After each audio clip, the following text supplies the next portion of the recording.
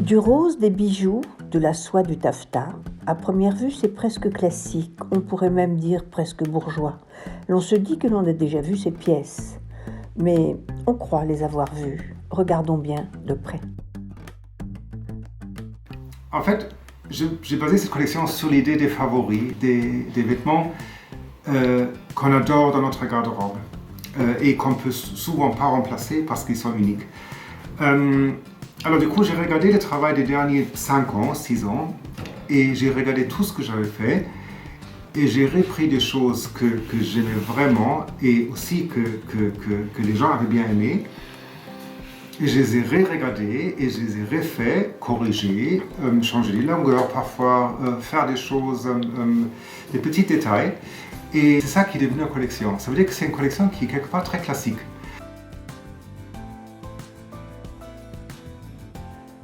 Classique? Enfin, presque. On adore le pantalon de paillettes sous la robe de soie. Bizarrement, j'ai eu déjà, avant ce qui s'est passé en mars, le sentiment qu'il fallait regarder peut-être les vêtements ou la mode d'une autre façon et de faire un peu moins vite et de faire vraiment des choses qui nous touchent ou qu'on a envie de garder. Parce que parfois j'ai l'impression qu'on perd complètement l'idée que les vêtements ont une valeur qui va au-delà des prochains 6 mois. Vêtements intemporels à l'élégance accessible à toutes, robe pour tapis rouge mais vraiment mise en valeur sur le bitume des capitales du monde, de New York à Hong Kong, via Berlin et Paris.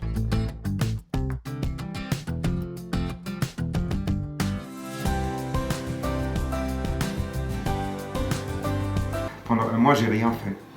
Et c'est pas seulement que j'ai rien fait parce qu'on ne pourrait pas aller au travail, mais c'est parce que j'avais aucune idée. Je suis resté un mois au lit, en train d'écouter de la musique et de regarder la télé et de lire. Ce qui était génial parce que j'ai jamais le temps de lire maintenant. Et du coup, j'avais tous les livres que je n'avais pas lus depuis 6 mois et j'ai tout lu. Mais bizarrement, j'avais aucune idée de ce que j'allais faire pour la prochaine saison. Et il y avait même eu un moment l'idée de ne pas faire une collection du tout, parce que c'était pas le moment et que de toute façon, j'avais pas vraiment d'idée. Je savais pas comment ça allait continuer. Et ça a pris un mois. Et au bout d'un mois, je me suis dit, en fait, pourquoi ne pas faire quelque chose qui est le plus proche de ce que tu es en train de vivre. Ça veut dire un pyjama. Et une fois quand j'ai regardé le pyjama, je me suis dit, en fait, finalement, c'est juste une 2 pièces coupées dans un autre tissu. Mais finalement, c'est un tailleur, si on veut le voir comme ça, parce que c'est un haut et un pantalon qui marchent ensemble, qui sont dans le même tissu. Alors, du coup, l'idée du pyjama comme tailleur, comme 2 pièces qu'on peut porter et à la maison, et en faisant des courses, et en allant dans un dîner, une fois quand j'ai eu cette idée-là, ça devenait très facile parce que du coup, ça correspondait au moment qu'on est en train de vivre.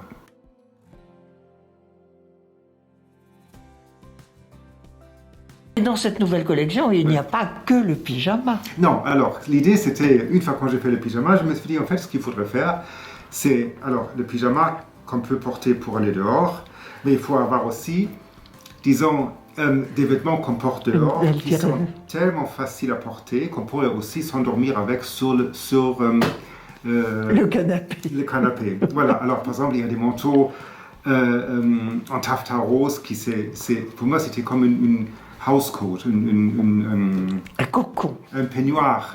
Disons qu'on porte à la maison quand on sort de la douche, mais c'est coupé en taffetas.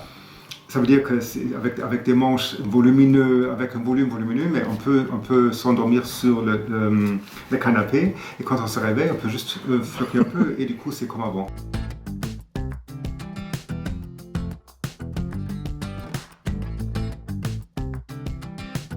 C'est des cotons qui sont facilement lavables, très légers. Même les manteaux sont dans des poplines qu'on peut jeter dans la machine à laver, on peut les remettre après.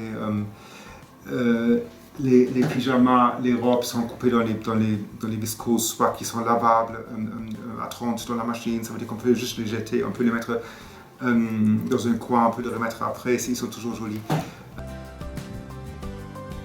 Il joue avec les volumes, les carrures, les t-shirts, dézingue la dentelle qu'il marie au jean pour l'anoblir, coupe avec audace et élégance les trenchs, cool chic attitude ou élégance nonchalante, à vous de choisir.